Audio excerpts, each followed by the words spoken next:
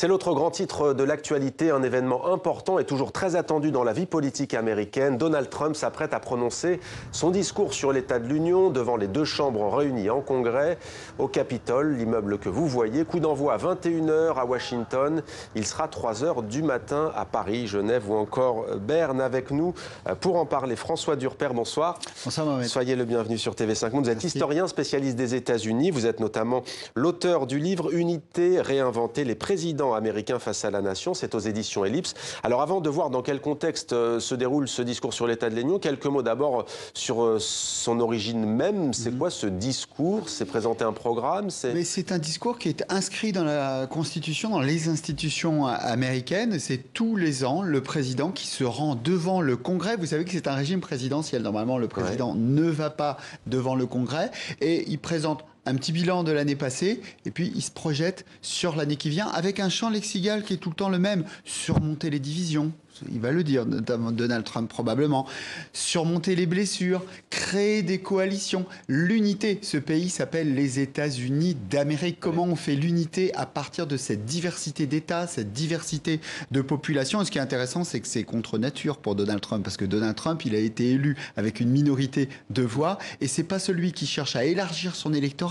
C'est celui qui cherche à ne pas décevoir ceux qui ont voté pour lui. Donc c'est un peu contre nature et c'est une part de l'intérêt de ce discours. Alors le contexte, bien entendu, François Durper, est difficile pour le président des États-Unis avec ce fameux shutdown. Pour parler en français, c'était le blocage des administrations, des fonctionnaires qui n'ont pas été payés pendant 35 jours. C'est un record. 35 jours, c'est un record. Et vous savez d'ailleurs que ce discours a été repoussé. Nancy Pelosi, la chef démocrate de la Chambre des représentants, qui, maintenant, la Chambre des représentants est démocrate, avait dit à Donald Trump, il va falloir repousser le discours. Donc là, on a voté, vous savez qu'il y a une commission transpartisane qui discute sur le financement, réponse avant le 15 février pour savoir si on repart sur un blocage. Donc un contexte difficile où Donald Trump est face aux démocrates, avec son fameux mur, mais il est aussi face aux Républicains. Pourquoi les Républicains, son propre parti? Eh bien parce que les Républicains ne sont pas d'accord avec le retrait d'Afghanistan et avec le retrait de Syrie. Ils l'ont fait savoir par un vote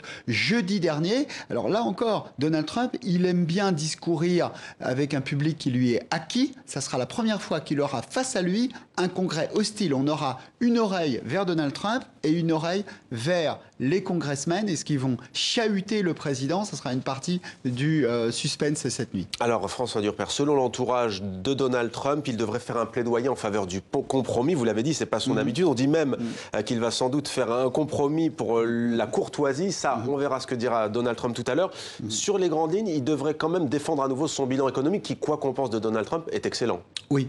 Il y aura deux choses. La première chose, ça sera toujours le mur. 5,7 milliards. Comment on va sortir de là? Et là, il y a un premier suspense à la frontière mexicaine. Est-ce qu'il va proposer l'urgence nationale? Alors, l'urgence nationale, ça veut dire quoi? Invoquer l'urgence nationale, ça veut dire passer par-dessus le Congrès pour pouvoir faire passer son financement du mur. Ça, c'est compliqué parce que même beaucoup de républicains, vous savez, on est républicain, on est démocrate, mais on est d'abord des membres du Congrès face au président. Ça risque d'être compliqué s'il avance là-dessus. Mais ça sera le premier discours, et c'est pour ça qu'il est intéressant, de campagne 2020, parce que Donald Trump, c'est un secret de polichinelle, il sera candidat à sa propre réélection. Discours de campagne, on attend deux choses. On attend un discours farouche contre le droit à l'avortement, et on attend évidemment tout un tas d'autocompliments sur la situation économique du pays. Allez, brièvement peut-être pour finir, François, on vous a sélectionné une petite photo, c'était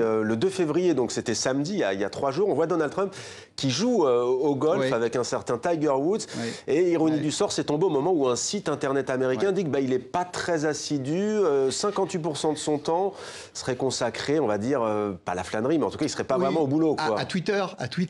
Donc là, c'est l'intérêt de la nuit. Est-ce qu'on aura le président de Twitter, le président dilettante, capable d'insulter la presse, le président anormal? On a eu un président normal en France, là c'est le président anormal. Ou est-ce qu'on aura le président du téléprompteur, celui qui lit son discours? 1h30 l'année dernière, c'était un président très normal l'année dernière. Je me hasarde, peut-être un président normal. Pourquoi? Parce que là, c'est 50 millions d'Américains. C'est pas le Super Bowl. C'est pas le Super Bowl d'il y a 2 jours. C'est quand même important, 50 millions d'Américains, ça veut dire qu'il y a les indépendants qui écouteront et regarderont. Et Donald Trump, il sait que là, il n'a pas que son public, que ses électeurs, il a des indépendants qui vont faire pencher la balance de son côté ou de l'autre en 2020, donc il va se tenir sage. La campagne électorale qui débute d'ores et déjà. Merci beaucoup François Durper pour cet éclairage.